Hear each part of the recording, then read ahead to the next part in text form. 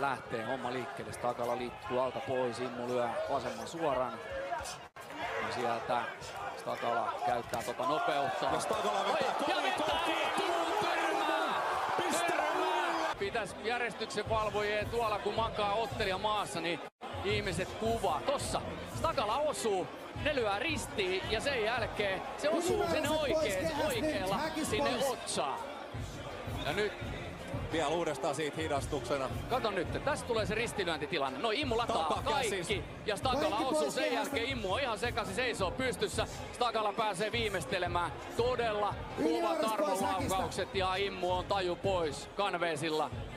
Ja nyt hänet on saatu pystyyn, mutta on. Ja voi vaan kuvitella paljon Immuun korpea tällä hetkellä, kun hän katsoo hidastuksena. Tää helppo virhe, lähti lyömään risti ja